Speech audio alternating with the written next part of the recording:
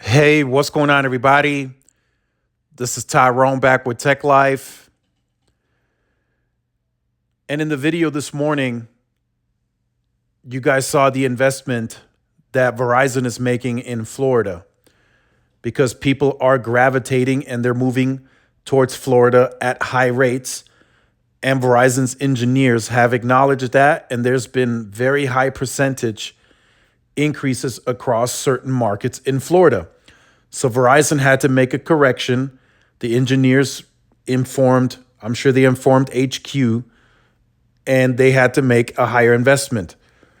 An extra 149 million are being reinvested back into Florida. We also got a report now from Verizon that the same is happening in Texas. And I will leave this article in the description down below so you guys can check it out. So in parts of Dallas, Austin, San Antonio, Houston, there's also that percentage, that higher percentage of increase that's being seen in the network. The engineers are immediately noticing that a lot more people are in the area and there's an increase in network traffic. Now, just for an example, El Paso, Verizon's already suited and built for high market share. Close to 40%. Network is dense. They got small cells already built out and in progress. So if we grew, say, another 2% population over the next 12 months, Verizon would be able to endure that traffic here because they're still growing, they're still building. Now, if that got out of hand, of course, and we grew 5, 6, 7, 8%, then of course, Verizon would have to make another significant investment in this market. But for now, there's enough infrastructure to go around for future growth, home internet, and of course, population increase. Now, in parts of, or not just in parts, but Dallas, Fort Worth, Austin, San Antonio, Houston, Verizon doesn't have the market share.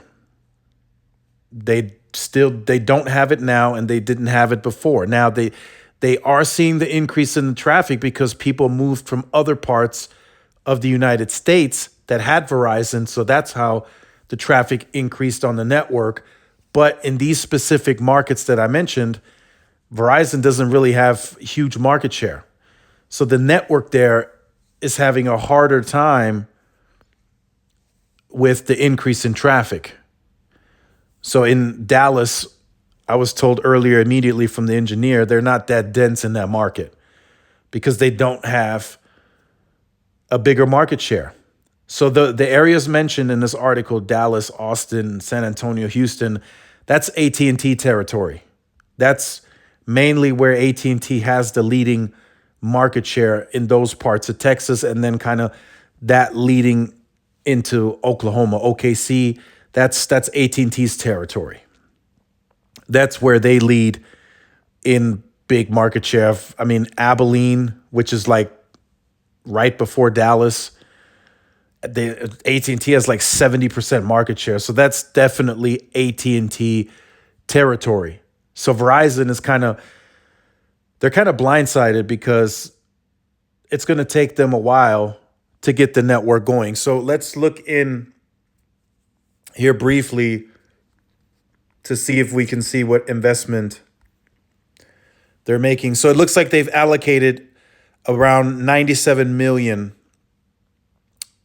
above and beyond its annual capex to meet their growth needs. So they've increased capex for the entire state. So there's usually capex is set aside for the individual states, and then of course per markets too, depending on growth. Like let's say all of a sudden Verizon grows in Dallas, for example. The engineering team is like, oh, we're going to need more money to feed and fuel the network here. So that's kind of what they did, but they just did it across the state. Now the state is getting 97 more million dollars to feed and fuel the network. So this is good to see. I will leave the article in the description down below. this will take them a while. This is not going to happen overnight. This is going to be over the next 12 to 24 months because at the urban core, the densest core of the networks, I think Verizon's even fine, like in downtown Dallas, Arlington around the Cowboys Stadium. I think they've had to have built enough because tourists and it just attracts people. But now that you're having a higher traffic across the entire network, you're going to have to also look at, some of the highways. You're going to have to look at the interstates. There's more traffic, more commuting. So you might have to build out more sites there too. So that's going to take Verizon a little while to get that corrected, but I'm sure they're going to work on that very quickly. There's likely some AT&T sites there because AT&T is likely, very dense or more denser than Verizon. So there's going to be a lot of AT&T sites to co-locate on, a lot of T-Mobile sites. So it shouldn't be a big issue at all. They should be able to fix that very quickly. Same in Florida too. But in Florida, in some of those markets, they will probably have to build out their own sites because they did have, from what I'm being told, established a pretty good market share in a lot of those markets mentioned in Florida. So make sure you guys like, share, subscribe to the channel. Follow my social media outlets for more updates and interactions. Make sure to hit the notification bell as well. I know YouTube's still lagging behind on pushing out notifications, but I do post the videos on Twitter. So if you do have a Twitter, make sure to follow my Twitter. And this is Tyrone with Tech Life, and I'll see y'all in the next one. Peace.